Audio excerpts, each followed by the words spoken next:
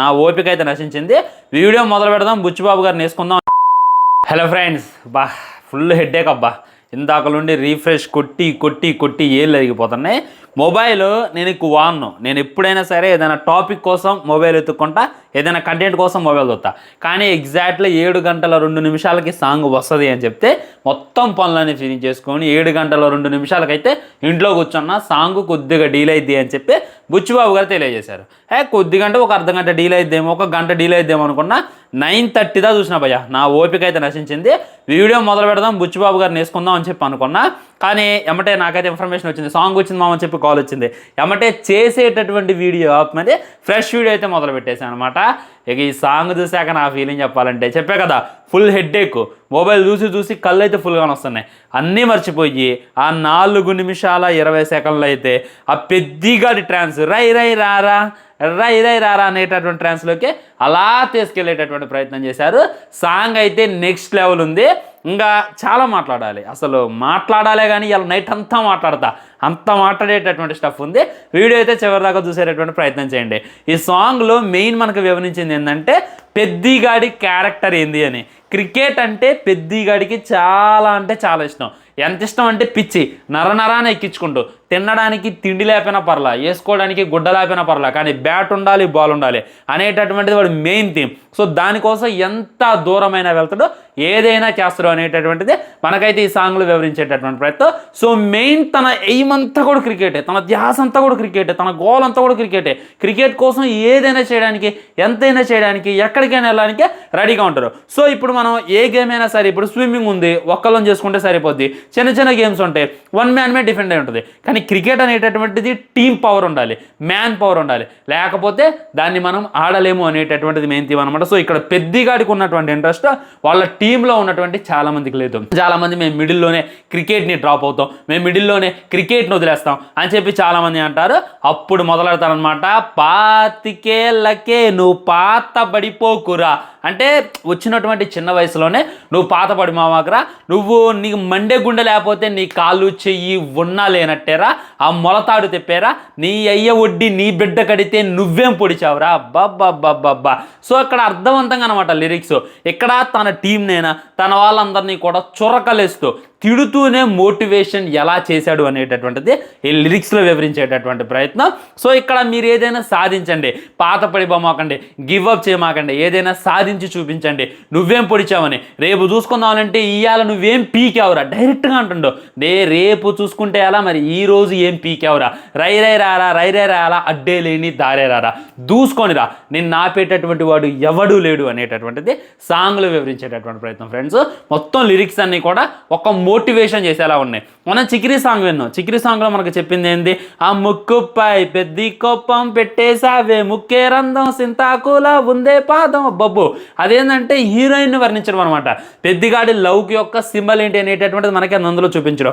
ఇక్కడ ఏంటంటే తన టీంని ఎలా మోటివేట్ చేస్తుండో, తన టీంని ఎలా ముందుకు తీసుకెళ్తుండో, రైరే రారా అని చెప్పి ఆ ఊరిలో ఉన్న వాళ్ళందరికీ కూడా క్రికెట్ అనేటటువంటి పిచ్చి ఎలా అంటిస్తుండో అనేటటువంటిది మనం సినిమాలో చూడటం అని చెప్పి ఈ సాంగ్ ద్వారా అర్థమైంది. ఈ సాంగ్లో మెయిన్ ఒకటే, పెద్దిగాడి క్యారెక్టరైజేషన్ ఏంది, పెద్దిగాడు ఏం చెయ్యబోతుండో, పెద్దగాడు ఏం చెప్పబోతుండో, మరి వాడు కెప్టెన్ ఎలా అయిండు, క్రికెట్ అంత పిచ్చి వాడికి ఒక్కడికి వెళ్ళేది, మిగిలిన వాళ్ళందరికీ కూడా అది ఎలా అంటించింది అనేటటువంటిది మనకి ఈ సాంగ్లో వివరించేటటువంటి ప్రయత్నం. నిజంగా ముఖ్యంగా నాకు బాగా నచ్చింది మ్యూజిక్.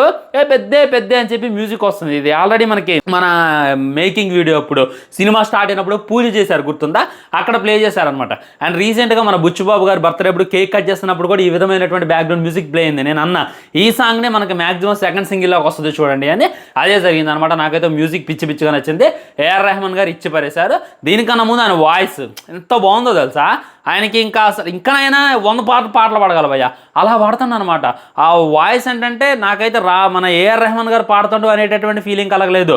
మన రామ్ చరణే అందులో పాడుతుండేమో అనేటటువంటి డాన్స్లో అయితే మునిగిపోయిన ఆంజనేయులు ఇచ్చింది. అండ్ ముఖ్యంగా సాంగ్, మ్యూజిక్, క్యారెక్టరైజేషన్, లిరిక్స్ వంక పెట్టేటటువంటిది లేదు. అయిపోయింది కదా, ఇప్పుడు మొదలు పెడతా చూడండి అసలు అయినటువంటి టాపిక్.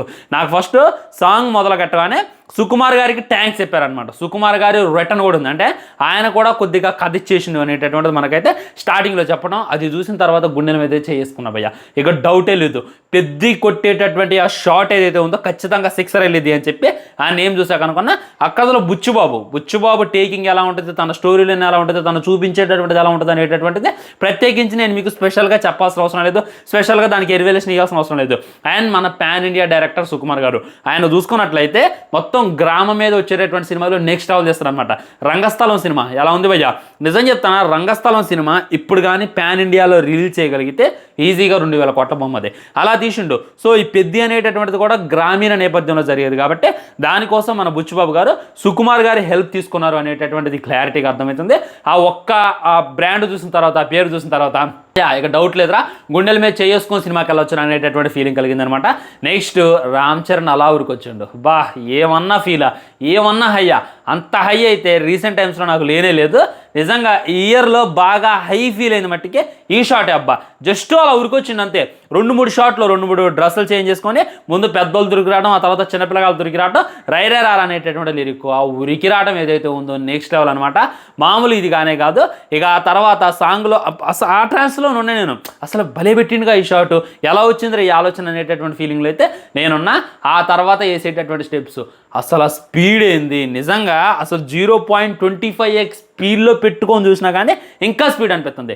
ఆ రేంజ్లో స్టెప్స్ అయితే ఎత్తండు నిజంగా. చిక్రీ టైంలో అయితే చాలామంది ఇచ్చేశారు, ఈ కింద పడ్డటువంటి స్టెప్ ఏంది, చాలా సింపుల్ స్టెప్స్ వేస్తుండే రామ్ చరణ్ ఏందని చెప్పి చాలామంది క్వశ్చన్ చేశారు, చాలామంది ట్రోల్ చేశారు.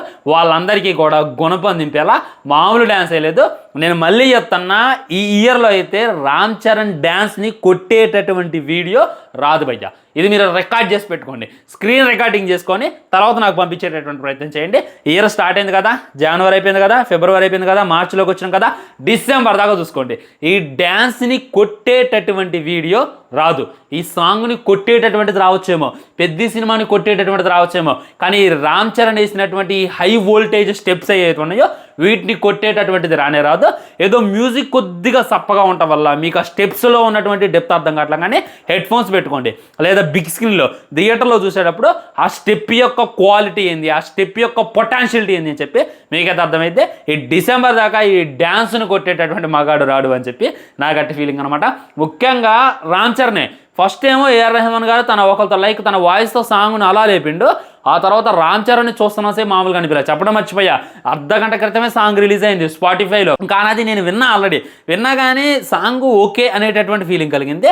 ఎప్పుడైతే రామ్ చరణ్ డ్యాన్స్కి తనకు తోడైందో, రామ్ చరణ్ గ్రేస్ దానికి తోడైందో, వాటన్నిటి కూడా వర్త్ అనిపించింది. ఇందాక నుండి మన పెద్ద అఫీషియల్ బుచ్చిబాబు గారు మీ గ్రేస్ చూస్తూ ఉండిపోయినాం, ఎక్స్పెక్టేషన్స్కి మించి ఉంటుంది, వేరే లెవెల్ ఉంటుంది అని చెప్తుంటే ఇదేంద్రా అనుకున్నా. కానీ వన్స్ సాంగ్ విన్న తర్వాత, సాంగ్ చూసిన తర్వాత వాళ్ళు ఏదైతే చెప్పారో అది నాట్ 1% అనేటటువంటి ఫీలింగ్ అయితే నాకు కలిగింది. నెక్స్ట్ డౌట్ లేనే లేదు, చిక్రీ ఎంత పెద్ద బిగ్ హిట్ కొట్టిండో, ఎంత పెద్ద సిక్సర్ కొట్టిండో, ఈ సాంగ్తో కూడా అంత పెద్ద సిక్సర్ కొట్టిండో. ఇది ఫ్రీ హిట్ అని చెప్పి కూడా నాకైతే అనిపిస్తుంది అనమాట. ఇంకా నేను 3 సాంగ్స్ ఉన్నాయంట, ఈ 3 సాంగ్స్లో ఏం ప్లాన్ చేసిండో బుచ్చిబాబు అనేటటువంటి తెలుసుకుంటేనే మామూలుగా అనిపెట్ల. వేరే లెవెల్ అంటే వేరే లెవెల్ ఫ్రెండ్స్. అండ్ ఈ సాంగ్లో కొన్ని చేంజెస్ కూడా ఉంటాయంట. అండ్ పెద్ద అనేటటువంటి టైటిల్ యాడ్ చేస్తారంట. అదంతా కూడా మనకి థియేటర్లో చూపించేటటువంటి ప్రయత్నం చేస్తారంట.